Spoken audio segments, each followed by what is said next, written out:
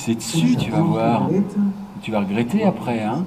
Tu vas aimer ça, hein. Plongé dans le noir pour se faire alpaguer et insulter par une dizaine d'hommes, ce simulateur propose au public de se mettre dans la peau d'une femme qui subit du harcèlement de rue. Pendant un mois, plus de 2000 policiers de la zone Paul Bru vont pouvoir passer par ce dispositif immersif. Parmi eux, Christopher, policier depuis 17 ans. C'est impressionnant d'entendre ce que peuvent vivre les gens dans la rue et de se faire agresser de cette manière verbalement en fait. Vous attendiez à ça avant de rentrer ? Non, pas comme ça. C'est vraiment... on n'imagine pas ce que peuvent vivre ces victimes. Ce cube qui sensibilise a été imaginé par un trio d'artistes franco-belges.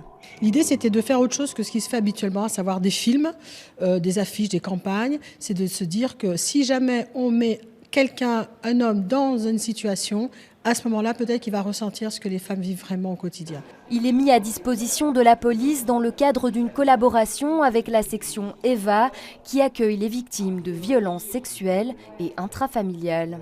Par le passé, on avait donné des formations, comme on l'entend, dans une classe, mais on s'est dit que le harcèlement de rue, c'est quelque chose qu'on ressent, c'est quelque chose qu'on vit au quotidien et que c'est important que tous les collègues puissent justement avoir cette expérience, pouvoir le ressentir pour mieux le comprendre, mieux l'appréhender et pouvoir par la suite mieux prendre en charge les victimes. Et l'expérience ne s'arrête pas au cube. À la sortie, les participants sont accueillis par une médiatrice ou un psychologue, car si l'expérience ne dure que 5 minutes, cela suffit à secouer. On essaye de recueillir leurs émotions directement à la sortie du tunnel. Pour moi, c'était le dégoût. Il y a le geste, il y a les paroles, il y a le visuel qui marque dans nos esprits et qui pourrait changer notre manière d'intervenir.